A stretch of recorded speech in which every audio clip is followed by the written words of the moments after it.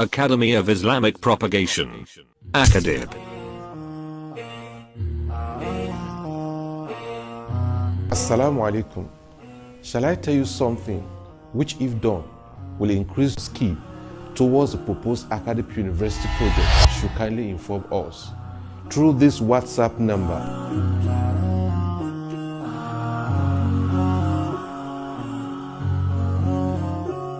Is 080-337-88439. Glory be to Allah.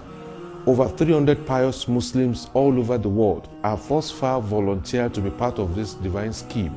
By Allah's grace, the number keeps increasing on a daily basis. Dear brothers and sisters in Islam, if you are therefore ready for this monthly Fi Sabilillah, just inform us through this WhatsApp number, or you may send us your full name and the country you are residing. Then you will be added to the university support group within 24 hours. No amount is too small. May Allah make this gesture one of the reasons why you will be admitted into paradise. Ameen. Our bank account details: Zenith Bank, Akadib Proposed University Project, 10160599297. And for those who have already been added to the groups, kindly invite your family, relatives, friends, and neighbors to join the training of the monthly donors. Those who spend their wealth in Allah's way, by night and by day, secretly and publicly, will have their reward with their Lord. Join this train of donors today and become a pillar of support to this worthy cause of Islam. Assalamu alaikum.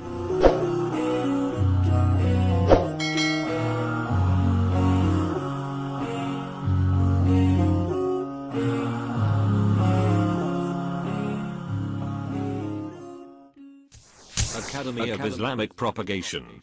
Akadib.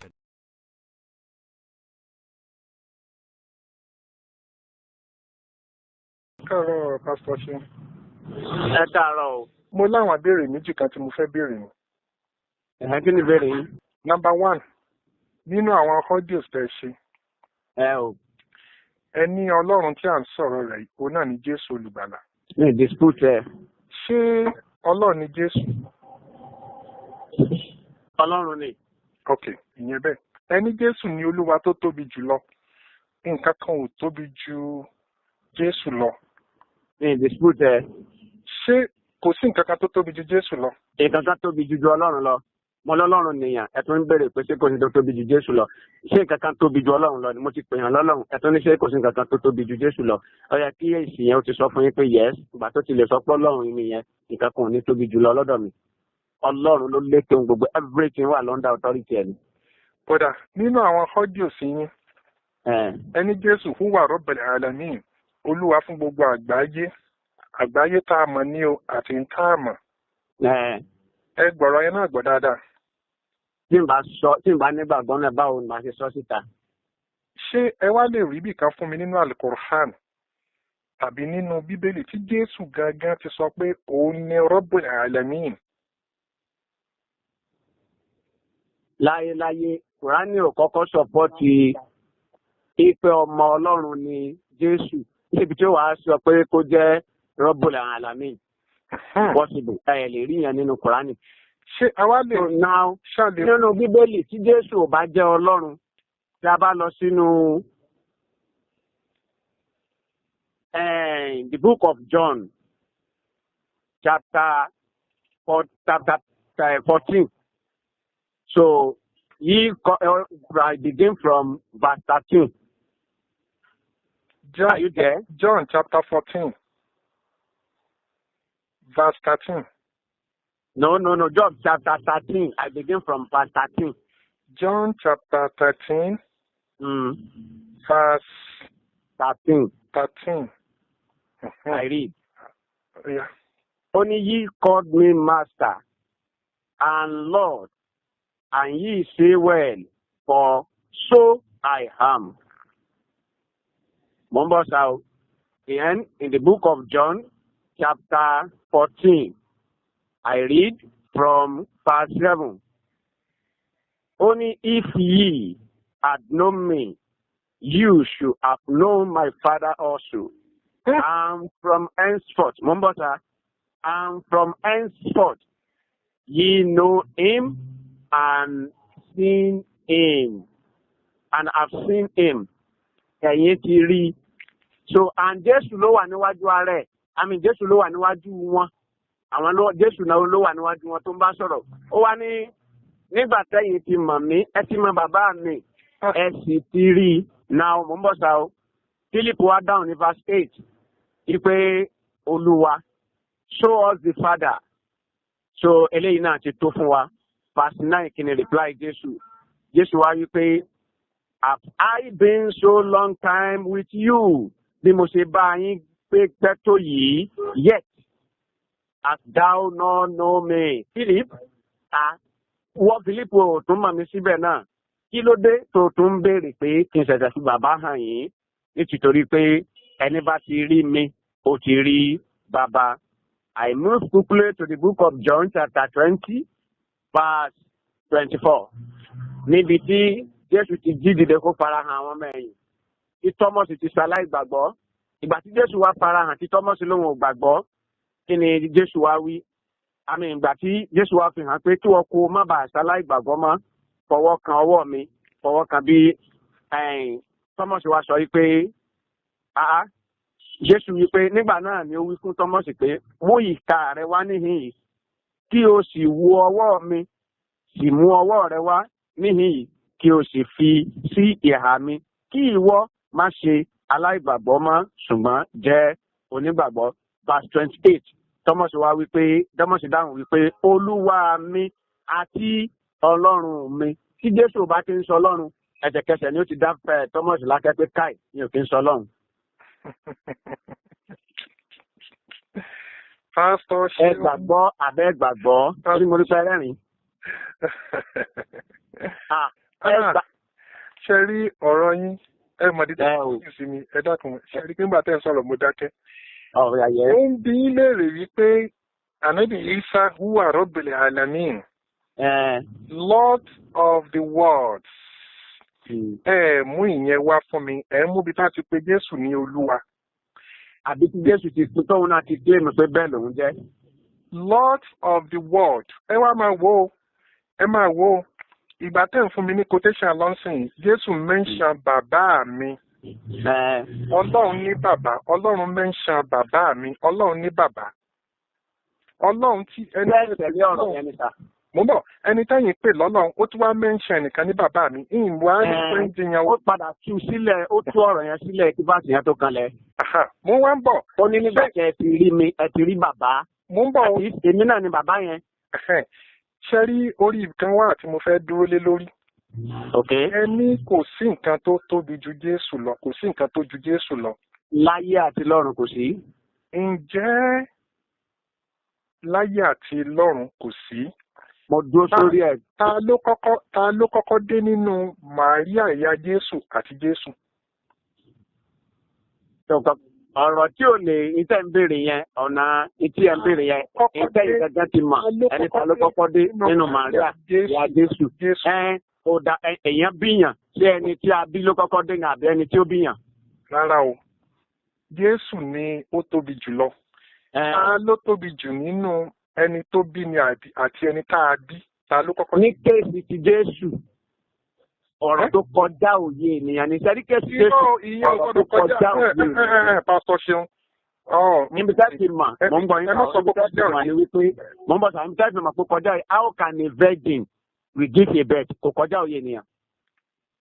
Àbí àyà Kùránì ò sọ? Ṣé virgin tó fi ṣe kí ni? Virgin tó bí ọmọ, àyà Kùránì ò sọ pé virgin ni Mary. Àwa Mùsùlùmí gbà yẹn gbọ́. How can obìnrin tó jẹ́ màmá wa àkọ́kọ́ Éfà jáde látara Adam?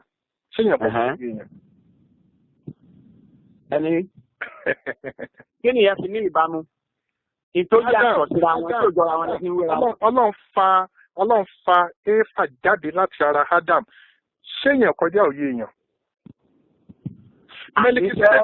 Mẹlikisedeki nínú Bíbélì kò ní bàbá, kò ní ìyá. Ara àwọn mísírì tí ò yé, ara àbíkẹ́ tó ń yà sí lọ́dọ̀ Mẹlikisedeki ẹ̀sìn bá tún máa ń yà síbẹ̀. Náà yà tẹ́ ẹ̀ ní mọ̀ ń pa ẹ̀ ni. Mo máa ń sọ fáwọn èèyàn tẹ́fẹ́ òkè kankan ẹ̀ mọ́ bọ̀sà. Má jẹ́ pẹ́ sọ̀rọ̀. Bọ̀ tẹ́ bá ti lọ sí ìlú fẹ́ kọ́rọ̀ ẹ̀ máa ọ̀rọ̀ Báíbù kò ń ṣe Mùsùlùmí kankan lágbàáyé fóun ní máa Báíbù. Impossible. Ìwọ ní máa Báíbù níbo ló ti rí tá ń kọ́ ẹ. Sẹ́yìn ń pè ní knowledge of the Bible. Ìfẹ́ ẹ lè kóòtù ilé, ẹ lè kóòtù ilé, ìyẹn ní knowledge àbí? Ìyẹn kọ́ ní knowledge lórí pẹ̀lẹ́ kóòtù ilé. Ìtí ń jẹ́ rí knowledge of the Bible. Kíkọ́ àti ìjọba sọ pé láyà lámùá ilá Allahu wa rasikhuna fil ilmi. Àwọn wo ni rasikhuna fil ilmi yẹn? Wọ́n láwọn tó grand in knowledge. Now, àwọn tó ń grand in knowledge yìí, Pastor Ṣeun, mi ò fẹ́ kí a máa yà lọ, mi ò fẹ́ ká bọ́ sọ̀rọ̀ ọ̀rọ̀ Mẹ́líkísédékì. Mo fẹ́ ká padà wá sẹ́yìn padà lórí àwọn nǹkan tẹ́ ẹ ti sọ. Orí ìwé Rabbul Alamin la wà. Ẹ ṣìrànlọ́wọ́ kà fún mi. Ẹ bá mi ṣí John chapter 14. Ẹ kà verse 28. Ẹ kà fúnra yẹn, ibi tẹ́mi kó tèmi ni mo kà. Okay. You have heard me saying, I am going away and I'm coming back to you. Jesus sorrow. If you loved me, you will be glad that I'm going to the Father. You will be glad that I'm going to the Father. For the Father is greater than I. Bàbá mi tóbi jù mí lọ. Ẹ̀yin dẹ̀ sọ wípé nǹkan kan ò tóbi jù Jésù lọ. Yẹn kọ́. Ẹ ṣeun. Ìtí mo fi lẹ́ẹ̀ ní understanding sí Jésù nìyẹn. Ẹ ò sì lè ní nítorí wípé ó ti sọ nínú ọ̀rọ̀ ẹ̀ wípé àtèmi o àti bàbá mi o ẹyọ kan ni wá. Ó ṣe wá sọ wípé bàbá wa sọ pé òun bọ̀ ta ẹ bá wa ní ọbẹ̀ yẹn o ẹ bá mi ṣàlàyé ilé. Òun bọ̀ ta bàbá wa ní bàbá òun gbé ta ọ̀rọ̀ ara ẹ̀ náà ló ń sọ ọ̀rọ̀ ẹ̀mí ló ń sọ. Ọ̀rẹ́ lè sọ ọ̀rọ̀ ẹ̀ kò lè yé ẹni ara rárá impossible. Ṣẹ́rí problem of kí n sọ pé ìtẹ̀pẹ̀rẹ̀ ní comparative ni wípé ẹ gbéra ẹ rí i pé mo sọ ní voice note yẹn rí i pé wọ́n ti gbéra wọn kalẹ̀ ní ìṣìnà fún àwọn ènìyàn. Gbogbo ìṣìnà fún àwọn ènìyàn. Ẹni Islam tá a gbé lọ́wọ́ ìṣojú ọ̀nà Pastor Ṣeun. Mo ní kí èyí sọ̀nà lọ sí àlìjánnà ní ọ̀nà ní ọ̀pọ̀. Mo fi Ọlọ́run bẹ̀ yín. Ẹ dáhùn question mi. Ṣé èèyàn lè tóbi ju ara rẹ̀ lọ? Torí Jésù sọ wípé bàbá mi tóbi ju mi lọ. Ẹ̀yin dẹ̀ sọ fún ní bàbá. Èmi ti wá fún yín pé ó ní àti mi o àti bàbá mi o ẹyọ kan ni wá. Fine. Jésù bá ń rí bá sí bàbá ó ń rí bá sí reality bó ṣe jẹ́ gangan nínú lọ́hùn ẹ̀ẹ́dẹ̀ lè ní understanding sí. Ẹ wá jẹ́ ní understanding. Torí mi náà ò lè tẹ́lẹ̀ tẹ́lẹ̀ tó Mùsùlùmí ni mi tẹ́lẹ̀ torí mo gbọ́ tẹ nínú kíní yín tẹ ara irọ́ tẹ̀ ń pa kiri nìyẹn o. Ẹ ní àwọn Christian ló ràn àwọn kìnnì kan ló gbowó fún un. My background mo sọ ọmọ Ìlọrin ni mí alóore làdúgbò wa nílọrin mọ́ríkàsì Agége mo ti kéwú. So bẹ́ẹ̀ lè mọ̀ wípé Christian kan tó fi owó fún mọ́ríkàsì l'Agége. Ọdún ọ̀dẹ́mi kí nìyẹn ní ṣe ọdún tí mo kéwú mọ́ríkàsì èyí tí mo kéwú mọ́ríkàsì yẹn ló bá fi hàn yín pé mo ké àbí mi ò ké. Mi ò sọ pé ẹ̀ kéwú mò ń béèrè pé ọdún wo ni. Àwọn wo ni. Kí lọ́dún tí mo ké ní mọ́ríkàsì yẹn ọdún kí ni n tẹ fẹ́ fi yẹn ṣe. Ó dáa Pastor Ṣeun. Àbí mo tún fi yẹn parọ́ náà ni. Pastor Ṣeun ẹ dáhùn question mi ẹ ṣàlàyé fún mi torí ó ní kàǹkà tí mo fẹ́ bi yín léèrè nítorí Ọlọ́run. Jésù sọ wípé bàbá mi tóbi jù mí lọ. Ẹ̀yin dẹ̀dẹ̀ ká sí pé Jésù náà ni bàbá àbí bẹ́ẹ̀ kọ́. Òun náà ni. Ṣé èèyàn ẹ wá bá mi ṣàlàyé sìn bàbá mi ó tóbi jù mí lọ. My father is greater than I. Ta ni father yẹn? Ta ni high yẹn? Tó bá jẹ́ pé father náà ni high, tó jẹ́ pé high náà ni father, that means Jésù sọ wípé mo tóbi jura mi lọ. Yes or no?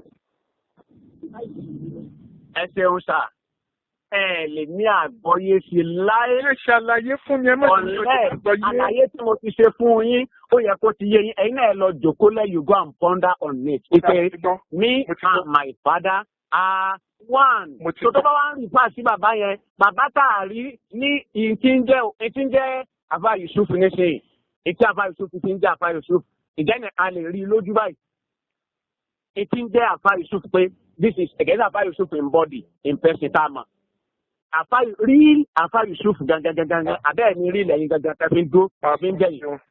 Ẹni náà, onígbàtẹ́ ẹ̀ bá ti lè sáà ní provide ẹ̀ lè rí kò lè ṣe ṣe ẹ̀ máa ní àníṣe ọ̀rọ̀ Jésù ó kọjá òye ènìyàn. Ó kọjá òye ènìyàn. Tó bá kọjá òye ènìyàn, definitely ọmọ èèyàn kankan ò lè mọ̀ nìyẹn, ẹ̀yin ò lè mọ̀ torí pé ẹ̀yin náà ọ̀rọ̀ ti wáyé ọ̀rọ̀ ti wáyé ẹ bá mi gbọ́ quotation lè wípé ọ̀nà tí mò ń bọ̀ ṣàtẹ tó kó jẹ́ anything ọ̀rọ̀ tí à ń sọ̀rọ̀ nípa ẹ̀mí ẹni tó bá kọjá yẹn ni ẹ̀mí náà lè mọ̀ but Jésù ti ṣèlérí tí ó mú ká mọ̀ ká ní ká fi ní tọrọ understanding sí ohun tí òun sọ yẹn which is Holy Spirit and Holy Spirit yìí kò lè wà nínú ayé ẹnì kankan bí kò ṣe wípé ìwọ tó o bá ti jẹ́wọ́ Jésù yìí àwọn la fi ẹ̀bùn ẹ̀mí mímọ́ fún kì í ṣe àwọn tó ń takò ẹni tó bá àwọn tó láwọn takò kànábì ni more than a prophet. ẹni tó bá ti jẹ́wọ́ Jésù á fún ní ẹ̀bùn ẹ̀mí mímọ́ bẹ́ẹ̀ ni àbí bẹ́ẹ̀. tó bá ti confess ní past is gbogbo àtúwà àti olùgbàlà. Níbo ni Jésù ti sọ Jésù lẹ́sàn tẹ̀lé ó yẹ fún mi ó yá chapter and verse tí Jésù ti sọ ń tẹ̀ sọ yẹn. Ẹ sọ fún mi o. Ẹ bá mọ̀ sí ni ẹ sọ pé ẹ mọ̀ ẹ sọ fún mi. Bíbélì wípé mò ń bá yín sọ̀rọ̀ ó lẹ́yìn lọ ń wọnú ìwé mímọ́. Jésù ní sẹ́ńpọ̀rọ̀ Jésù ni ó lẹ́ẹ̀sì rò pé that is book of John o so ẹni book of chapter 5:29 pé ó lẹ́ẹ̀ rò pé nínú wọn lẹ́ ó ti ní ìyè àìnípẹ̀kun nítorí pé tí n bá fi hàn yín kan. Tẹ́ ẹ sọ yìí ó yẹ ẹ fi hàn mí pásítọ̀ Ṣeun ó yá. Ipe ẹ ti gbàgbé tẹ́ ẹ sọ ni. Ní ìgbàgbé ipe ká jẹ́wọ́ Jésù. Ẹ pé ká jẹ́wọ́ ẹ̀ ní Olúwa àti olùgbàlà wa. Pé tá a bá ti wá gbé ẹ̀mí mímọ́ ti wá dé fún wa. Ẹ bá mi ẹ gbọ́rọ̀ yìí o in the book of Luke chapter 9 verse 23. A fẹ́ gbọ́. Ó sì wí fún gbogbo wọn pé bí ẹnìkan bá ń fẹ́ láti máa tọ̀ mí lẹ́yìn. Luke chapter 9 verse 23. Àtúntò bí tí Jésù ti sọ̀rọ̀ yẹn tí the laws of the world Rabbil Alamin mú wá nu Bíbélì o. Ẹgbẹ́ má retí rọ́bùlẹ̀ ẹ̀ṣẹ̀ retí àwọn tí mo ti mú wá yẹn mo ti pé kùtù jẹ́ ti pè lólúwa tó ní bẹ́ẹ̀ lòun jẹ́ ó lẹ́ ń pè mí ní Olúwa ó ní bẹ́ẹ̀ ni mo jẹ́ wọ́n ti pè lọ́lọ́run lójú ẹ̀ kò dispute kò tí ì sọ pé bóun ṣe jẹ́ nìyẹn àbí. So now ó ní nísìn ó ní ibi tí mo kóòtù fún yìí nísìn ipe tí ẹnìkan bá ń fẹ́ láti 23 lẹ́nìkan bá ń fẹ́ láti tọ̀ mí lẹ́yìn wípé ní jíjẹ́wọ́ ẹ̀ ni mò ń sọ o wípé àwọn la ó fi ẹ̀bùn ẹ̀mí mímọ́ fún so mò ń bọ̀ o wípé tẹ́nìkan bá ń fẹ́ láti tọ̀ mí lẹ́yìn ẹni ẹni tó ṣe ara rẹ̀ Jésù ni ó ló sì wí fún gbogbo wọn pé bí ẹnìkan bá ń fẹ́ láti máa tọ̀ mí lẹ́yìn kí ó ṣe ara rẹ̀ kí ó sì gbé àgbélébù rẹ̀ ní ìjọ gbogbo kí ó sì máa tọ̀ mí lẹ́yìn. Màá tún mú yín lọ nínú ìdúkọ̀ pa mo ń bọ̀ sa kò bá mú tọ́ ṣeun kò bá mú ẹ tó bá fẹ́ tọ̀ mí lẹ́yìn kó gbé àgbélébù kó tẹ̀lé mi lẹ́yìn àní ẹ sọ pé ẹ fi ẹnu ara yín jẹ́wọ́ pé èmi ni Olúwa àti olùgbàlà ẹ̀mí mímọ́ òde fún yín ẹ fi yan mí kí ló dé tẹ̀ ń sá kàkiri ẹ lè mú wá ní tẹ̀ ń sá kàkiri. Kí ló dé tẹ̀ ń sọ̀rọ̀ ẹ̀dẹ̀fẹ́ kí n ẹ̀dẹ̀ retí ẹ̀pèyàn ní Ọlọ́run ẹ̀wà ni kó máa sọ̀rọ̀ bí ènìyàn ó ṣe sọ̀rọ̀ tó bá ti sọ̀rọ̀ ó ń sọ̀rọ̀ aláàkọ́dìrì òkú ni tí Jésù ṣe ó ń jẹ́rìí rẹ̀ abáyọ̀sù mo láyọ̀ láti sọ fún yín pé ẹgbọ́rọ̀ mi pásítọ̀ ṣẹ́rí èmi máa ń fẹ́ nǹkan tó direct èmi máa ń fẹ́ nǹkan tó nítumọ̀ ìbéèrè kejì mo ń bọ̀ ìbéèrè kejì tí mo fẹ́ dún lérè máa padà síbẹ̀ torí pé mi ìfẹ́ kẹ́ kọ́ọ̀tì nǹkan tá à ń sọ yìí òun náà ni ṣé ẹ̀yin ready fún public debate àwọn èèyàn bẹ́ẹ̀ ni public debate. Ẹ sọ fún mi náà kí ni ìtumọ̀ public debate lé lórí ìdẹ́kí la fẹ́ sọ̀rọ̀ lé lórí. ní ta fẹ́ sọ̀rọ̀ lórí ni wípé ẹ̀yin ti jẹ́ kí gbogbo ayé mọ̀ pé ọ̀nà Islam kì í ṣe ọ̀nà sọ́dọ̀ Ọlọ́run. Sọ́ọ̀rì bẹ́ẹ̀ ni o kì í ṣọ̀nà sí àtẹ́bí dálé jẹ́nà tẹ́lẹ̀ ń ṣiṣẹ́ tẹ́lẹ̀ ń kéde ẹ̀yẹn. Èmi sì sọ wípé ọ̀nà sí Islam nìkan ní ọ̀nà táfi rójú rí Ọlọ́run. Ẹ jẹ́ wá jọ pé gbogbo ayé jọ ká bọ́ sí gbangba ká fún yín ní táìmù kẹ́ ẹ sọ̀rọ̀ bí Islam ṣe sọ̀nà bó ṣe jẹ́ pé ká gbà pé Jésù lọ́lọ́run lọ́nà. Kémi náà sọ̀rọ̀ ká pe Christian ká pe Muslim kí ayé bá wa jọ́ọ̀jẹ̀. Ẹ má farapamọ́ pé ń sẹ́ndí ọ́díò ẹ jẹ́ àjọ bọ́ sí gbangba and we are ready to sponsor it. Àwọn èèyàn gá sọ pé tẹ ẹ bá rẹ̀ wà tí ìṣòwò ni mo fẹ́ fowó wọn ṣe tí wọ́n ní mò ń kéde Jésù torí owó ni. ní ìdí owó wọn. mo já pẹ̀lú pààrà ni. ẹ̀yin ká sọ fún mi wípé rédíò kádé organize kájé gbogbo ayé mà kó ti yá ìjọ wo ni ká mú. now èmi ti sọ tèmi báyìí ó sì ti lọ gbogbo ayé ti gbọ́ ẹ̀yin náà sọ ti yín ẹ jẹ́ kó lọ kí gbogbo ayé ó gbọ́ ẹ kọ́kọ́ fọ̀rọ̀ dìbé tilẹ̀ náà ìjọ wo ni ẹ kọ́kọ́ fọ̀rọ̀ dìbé tilẹ̀ náà. ṣé ẹ̀yin ò rẹ́dì. kí ni mo fẹ́ máa bá yín dìbéètì lé lórí kí lèmi àti ìfẹ́jọ́ dìbéètì lé lórí ẹni ti sọ ẹ̀yin náà sọ ní sí pé mo ti sọ ìpè mo ní ìsìláàmù èsọ̀nà láti rí Ọlọ́run. very good now èmi wá ń béèrè pásítọ̀ Ṣeun ìjọ ká ṣe debate ṣé ẹ ready for debate àti ẹ ready for debate we are going to sponsor it ẹ ní àwọn akọ. as for me when I'm ready okay ẹ̀jẹ̀ sọ báyìí pé tí ó bá ti ní oore ọ̀fẹ́ because bí mo ṣe wà yìí ìrìn àjò ayé mi ti kó nírin ara nígbà tí mo wà nínú Islam tí máa fara ṣe nǹkan so kí ẹni tó rán mi iṣẹ́ bá ti ní ó yá mo yọ̀ǹda lọ bá ṣe dìbẹ́tì mo promise yín 100% ẹ rí i pé mo pè yín fúnra lára mi nígbà tí mo rí i pé mo available I will call you myself ohun tí mi ò ní ṣe mi ní sọ so I will not promise you now and you ẹ lọ sọ ní public pé ó ti grant debate o ẹ tún máa sọ nǹkan míì lẹ́yìn ẹ̀ because ẹ máa sọ ẹ máa kúkú gbogbo ẹ máa fabricate ọ̀rọ̀ láti lè jẹ́ kán sáré yìí pé ẹ wà ń bẹ o ẹ ṣe o now ọ̀rọ̀ ni mo sọ yìí sà yìí pé ẹni tó rán mi ń ṣẹ́ tó bá wí pé lọ bá a ṣe debate 100% assurance mo fún yín pé I will call you myself. Ẹ sábà pé mo pè yín láàárọ̀ yìí. Pásítọ̀ lórí pẹ̀sẹ̀ padà yìí. I will call you myself. Mo ti gbọ́ ìyẹn. Now ẹ bá mi ka Mark chapter 15 verse 34. Kí ló wà ń bẹ̀ yín ni kí ẹ sọ? Ó ní at the 9th hour Jesus cried with a loud voice. Jésù pariwo lóhùn lára. Say Eloi Eloi lama sabachthani. Which is being interpreted my God. Ọlọ́run mi. Jésù ní sọ̀rọ̀ my God Ọlọ́run mi why have you forsaken me èé ṣe tó o fi kọ̀ mí sílẹ̀ ǹjẹ́ Ọlọ́run kí lè kọ̀ Ọlọ́run sílẹ̀ that is my good question. Ẹ ṣeun kò possible kọ́lọ́run kọ̀ Ọlọ́run sílẹ̀ ara mystery ara rọ́ọ̀sì kúnà fèlè élímì ara wípé àwọn tán grand in knowledge wọn àti èsì pé wọ́n ń fara tẹ̀lé ọ̀rọ̀ wọ́n wọ́n rò pé àwọn lè fi ọ̀rọ̀ Ọlọ́run kóòtù Ọlọ́run tí ó dẹ̀ possible bí ìròyìn báyìí. ẹ̀yin tẹ́ wá ní. mo ń bọ̀ sà ẹ sọ ẹ̀mílẹ̀ wa níṣẹ́ Ọlọ́run àníṣe ọ̀rọ̀ Jésù láì ṣe pé èèyàn yẹ ẹni mọ ẹni ìgbọ́yé ẹni ìgbọ́yé tó Jésù gbogbo ayé gbogbo ẹgbẹ́ ṣe ń sọ̀rọ̀ gbogbo ayé ń kọ́ yín báyìí bí mo ṣe ń sọ. mo mọ̀ náà. Mark chapter 15 verse 34. My God, why have you forsaken me? Ẹ sọ ìtumọ̀ ẹ̀ fún mi. Ọlọ́run mi, Jésù ní Ọlọ́run mi, èé ṣe tó o fi kọ̀ mí sílẹ̀. Ṣé ẹ mọ̀ pé àti ìwọ náà, Bíbélì jẹ́ ẹlẹ́gbàgbọ́ nǹkan la kọ́kọ́ dúró sórí ẹ̀ náà. Ẹ má pọ̀ jẹun nítorí Ọlọ́run o. Kẹ́rí àwọn fásitì tẹ̀ ń kóòtù wọ̀nyí, mo ti sọ fún yín kálẹ̀ ti gbó sórí ọ̀rọ̀ mi tí mo wí yẹn lè lágbọ́yé sí kìí ṣe mùsùlùmí ẹlẹ́ran ara tí ó lágbọ́yé sóhun tẹ̀mí. kódà kí n tó sọ pé kìrìsìtẹ́nì gan tó dájú pé ìjẹ́ kìrìsìtẹ́nì rẹ̀ ò dúró èdè ìtọ̀rẹ̀ ẹ̀ sọ̀rọ̀ pé èdè sọ̀rọ̀ sọ pé gbogbo tó ń pè mí ní olúwa. ó yẹ ká mi dáhùn question yẹn.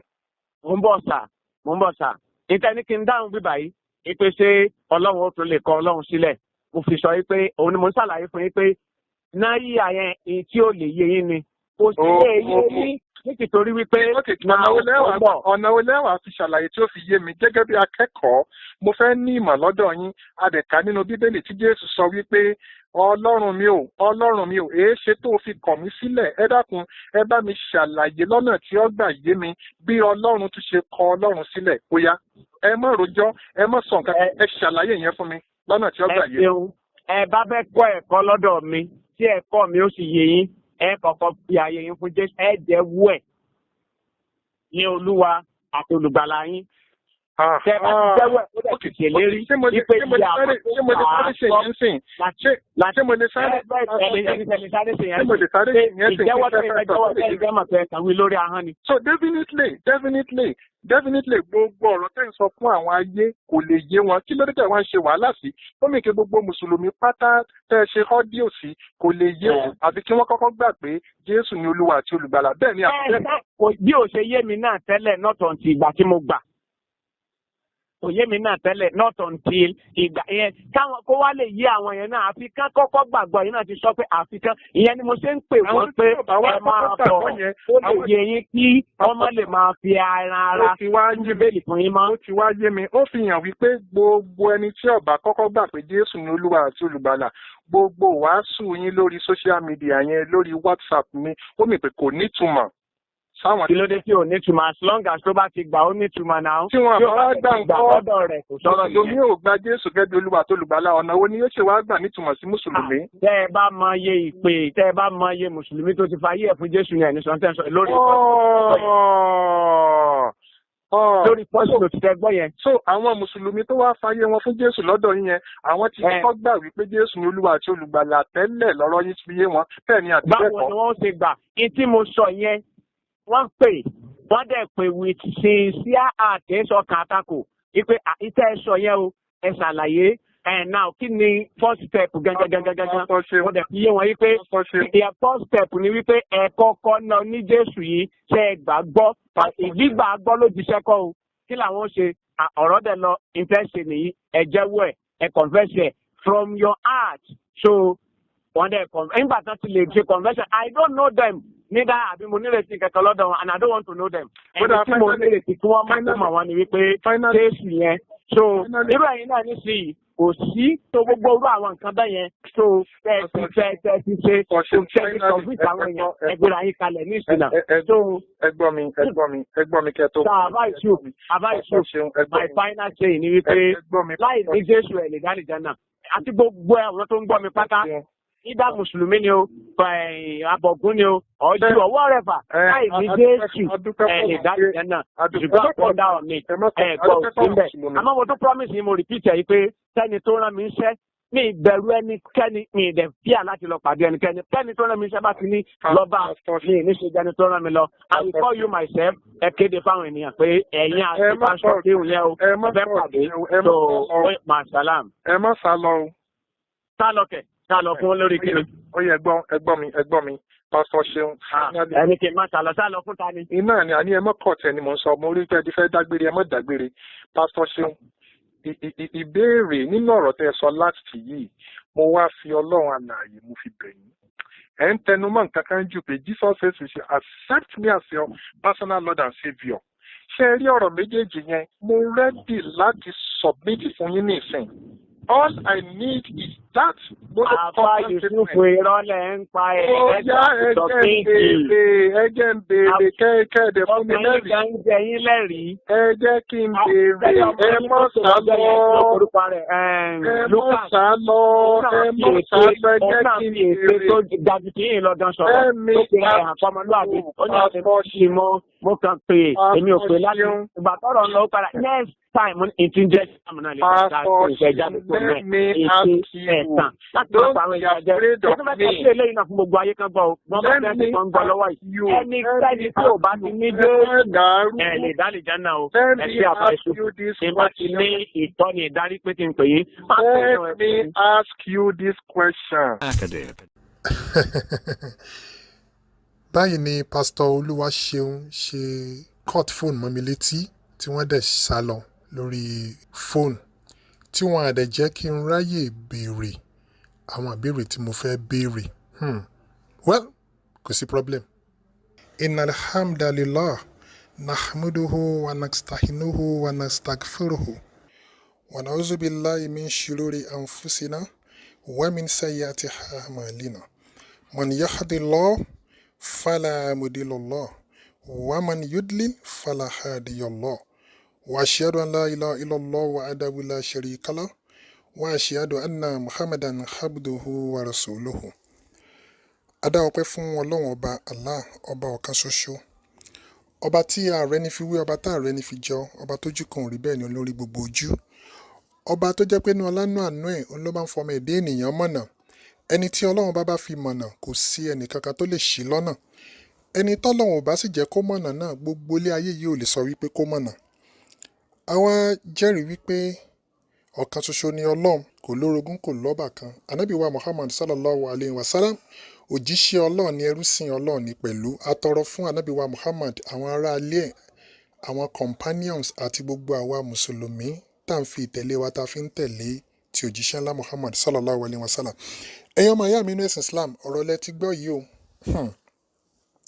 conversation èmi àti pastor Olúwaṣeun tí ó kílèmù pé òun jáde ní ilé kéwú kan tó gbajúgbajà ní Nàìjíríà lẹ́yìn ìgbà tí òun ti fi ọ̀pọ̀lọpọ̀ ọdún jẹ́ mùsùlùmí nígbà tó ń wà nílé kéwú ṣùgbọ́n nígbà tó ń jáde tó ń parí tán nílé kéwú yìí òun padà di Christian. Mi ò ní sọ̀rọ̀ much púpọ̀ lẹ́yìn àwọn nǹkan tí a ti láǹfààní tá a ti gbọ́ yìí ṣùgbọ́n mo kàn fẹ́ ṣe àwọn little analysis lórí audio conversation èmi àti pastor Ṣeun tí mo fẹ́ kẹ́ ẹ mọ̀ káwa mùsùlùmí ká fi máa dúpẹ́ fọlọ́run pé ọlọ́run ọba nínú ọlánú àánú ẹ̀ ó ṣàánú wa ó fi wá sí ojú ọ̀nà Islam ìbá ṣe pé ọlọ́run ò fẹ́ràn wa ìbá ṣe pé àánú ọlọ́run ò sí lórí wa àwa náà ò bá wà nípò pastor Ṣeun lénìí àwa náà ò bá sì máa sọ àṣẹ àwa náà ò bá wá gbà wípé àfi ká jẹ́wọ́ pé Jésù ní olúwa àti olùgbàlà ó ní èèyàn fi ń bọ ojú rí ọlọ́run pàdé àwa náà ò bá gbà pé àfi ká accept Jesus Christ as our Lord and Saviour òun láfi rí ìjọba ọ̀run. Mo fẹ́ kẹ́ ẹ lọ ṣe àkíyèsí wípé ìbéèrè mi àkọ́kọ́ tí mo kọ́kọ́ béèrè lọ́wọ́ pastor Ṣeun òun náà ni wípé nínú àwọn audios tí wọ́n ti ṣe ǹjẹ́ pastor Ṣeun gbà wípé gẹ́gẹ́ bí wọ́n ti sọ ọlọ́run ni Jésù. Ìyàlẹ́nu ló jẹ́ fún mi nígbà tí pastor Ṣeun ya ẹnu láti fi ṣàlàyé láti fi sọ fún mi wípé Jésù ni ọlọ́run ọlọ́run sì ni Jésù. Allahu Akbar. Ẹ̀yin ọmọ ìyá mi ní ẹ̀sìn Islam a ní ìdí ẹ̀rí kankan mọ́ a ní ìdí ká ṣe wàhálà gbogbo àwọn audios tẹ́ ẹ ti gbọ́ tí arákùnrin ṣe ó yẹ kẹ́ ẹ mọ̀ pé audio ìṣìnà ni ó yẹ kẹ́ ẹ gbà pé audio ànú ni torí pé gbogbo ọmọ ẹ̀dá ènìyàn tó bá ti gbà pé ọlọ́run kan wà lẹ́yìn ọlọ́run wọn à sí lójú ọ̀nà wọ́n wà lójú ọ̀nà ànú eléyìí clear kì í ṣe pé bóyá fi ń bẹ nìkan kan jẹ́ this is straight forward gbogbo ẹni tó bá ti lè la ẹnu tó bá ti lè sọ wípé ọmọ ẹ̀dá ènìyàn jẹ́ ọlọ́run kẹ́ ẹ kọ́kọ́ gbà wípé gbogbo tó bá kù tí ó máa sọ ọ̀rọ̀ òmùgọ̀ ni ọ̀rọ̀ àṣẹ ni ọ̀rọ̀ tí ì ṣe ọ̀rọ̀ ọlọ́gbọ́n àti ọ̀rọ̀ ẹni tó ti sọnù. Ẹ rí wípé nínú response tí pastor ṣe ń sọ ó ní ọlọ́run ni Jésù tí í ṣe ènìyàn bó ti sọ nìyẹn o Jésù ènìyàn ọlọ́run ni ẹ gbọ́ bó ti sọ. mo lọ́lọ́run nìyàn ẹ tún ń béèrè pé ṣé kò ní tó tóbi ju Jésù lọ ṣé nǹkan kan tóbi ju ọlọ́run lọ ni mo ti pè yàn lọ́lọ́run. So bíbélì dẹ̀ jẹ́ ká mọ̀ pé ní Numbers chapter 23 verse 9 bíbélì ń sọ fún wa wípé God is not a man. Jésù ò kì í ṣe ọlọ́run.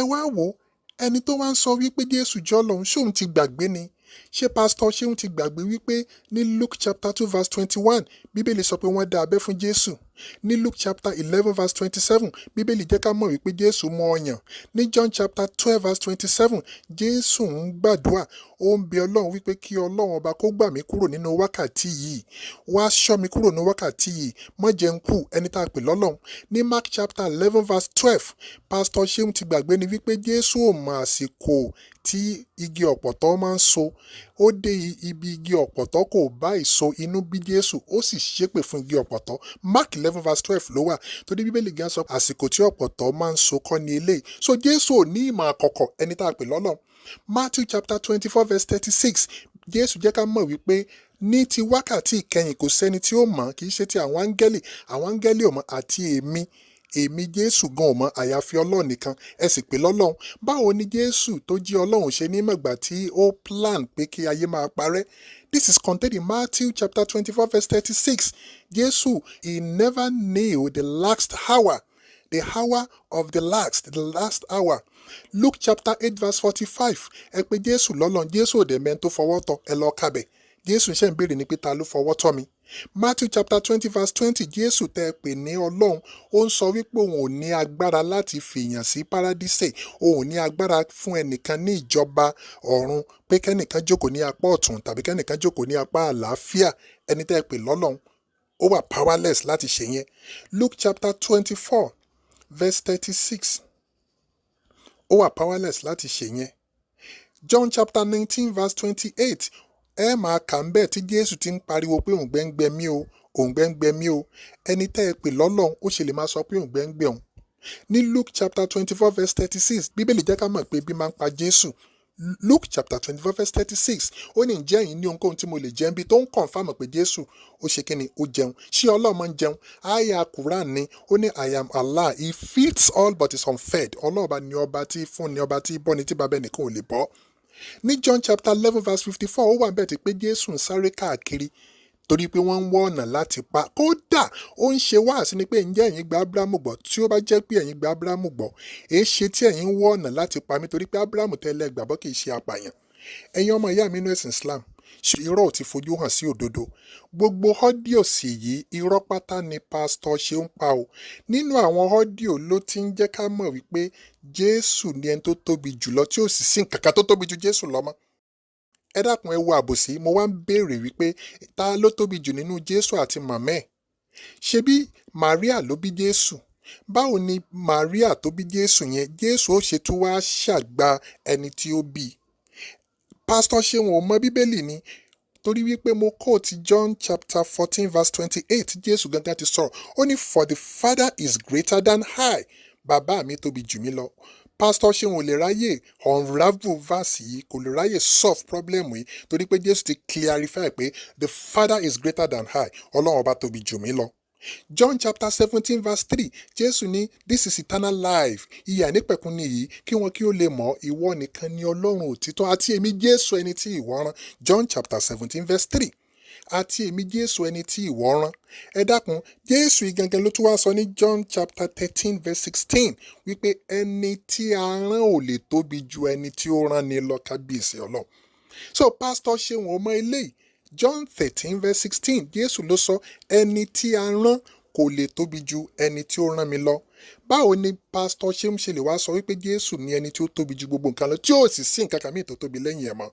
Nínú àwọn orin tí Pásítọ̀ Ṣeun tó hun, ó ní ibi tó ti sọ pé Ànábì Ìsá huwa Rabbul Alamin, Lord of the worlds, Olúwa gbogbo ayé. Pásítọ̀ Ṣeun kọ̀ nínú conversation mi pẹ̀lú ẹ̀, kò mú bí tí Jésù ti jẹ́ Lord of the worlds wá, yálà nínú àlùkùránì ni tàbí nínú Bíbélì. Kò sí. Gbogbo quotation tí Pásítọ̀ Ṣeun wá mú wá níbi tá a ti ń ṣe conversation yìí, kò sí kankan tó bá wọn orin tí wọ́n hun. Èèyàn ń sọ Lárúbáwá, èèyàn ń hun orin Lárúbáwá, ò sọ pé ó wà lójú ọ̀nà.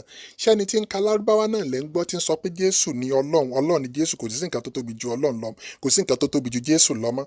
You can see the problem. Tí Jésù dẹ̀ ń sọ ní John chapter 14 verse 28 pé bàbá mi tóbi jù mí lọ, bàbá mi tóbi jù mí lọ.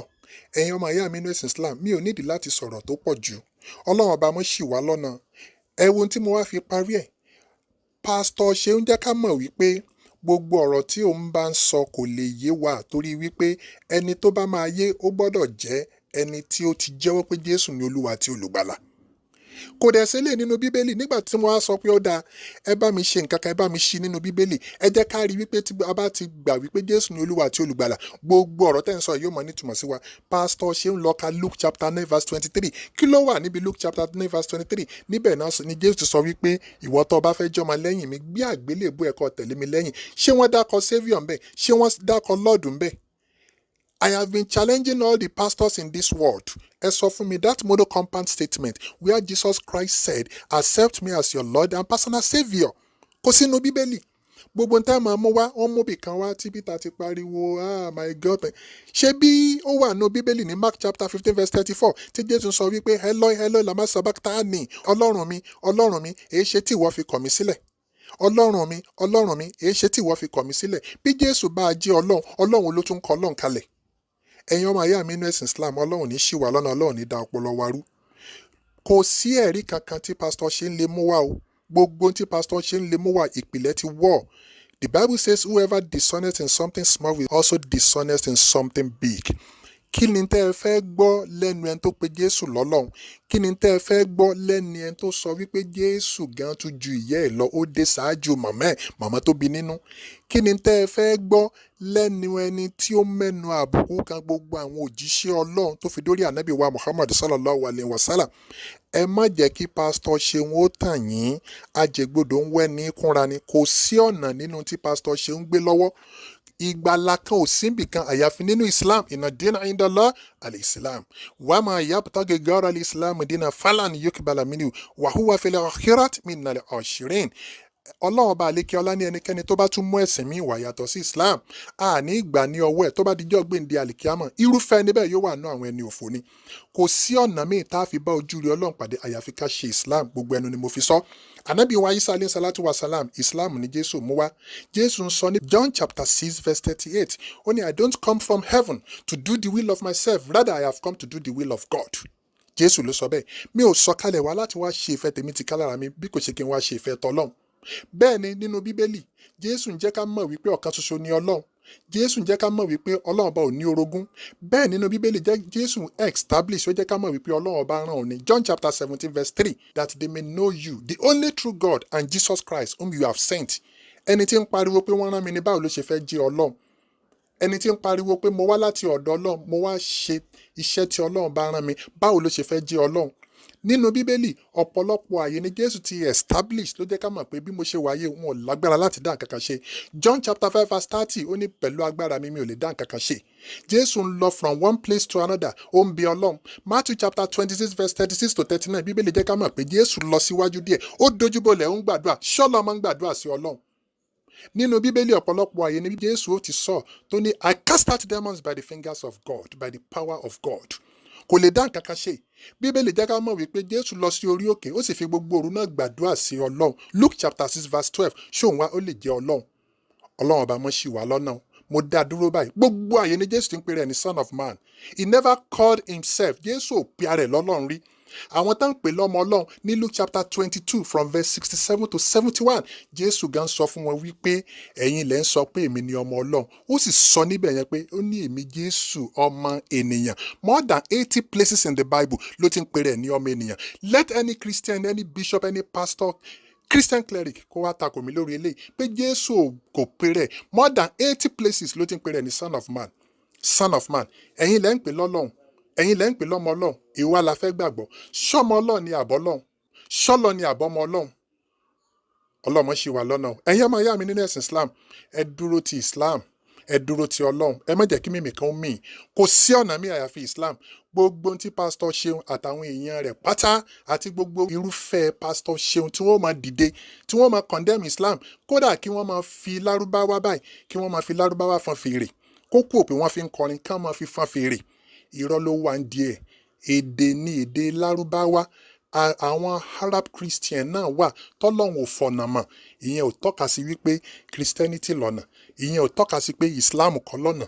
Ọlọ́run ti parí ọ̀rọ̀ wọn nínú Al-Qur'an. Ọlọ́run lọ́ba tí fi ẹ̀dá mọ̀nà. Ọlọ́run ni ẹ wá o, ire ànábì. Má ṣe wàhálà jìnnà. Man kana li nafsin an tu'mina illa bi'idhnillah. Ẹ̀dá kan ò ní mọ̀nà àyàfi pẹ̀lú àṣẹ èmi Ọlọ́run. Èmi Ọlọ́run lọ́ba tí fi ẹ̀dá mọ̀nà. Èmi Ọlọ́run ni ọba tí ń tọ́ ẹ̀dá sọ́nà. Ẹni tẹ́mi Ọlọ́run ò bá fọ̀nà mọ̀ kò lè mọ̀nà. So àwa mùsùlùmí káwa máa dúpẹ́ fọ́lọ́run pọ́lọ́run fi wá sójú ọ̀nà tààrà. Àdúrà náà ni pé Ọlọ́run má ṣẹ́ wa kúrò lójú ọ̀nà tó ti fi mọ̀ wá yìí. Torí pé Ọlọ́run fún wa ní wọ́nì. Ó ní ẹ wo ànábì Muhammad sallallahu alayhi wa sallam. Innaka lamina al-mursalina ala siratin mustaqim.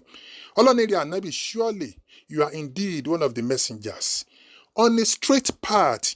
Ẹ̀yin mùsùlùmí, ẹ yá tẹ̀lé ànábì, follow him that you may be rightly guided. Ẹ má ṣe nǹkan míì tó yàtọ̀ sí ojú ọ̀nà èmi Ọlọ́run. Gbogbo àwọn ànábì Ọlọ́run, Islam yìí ni wọ́n mú wá.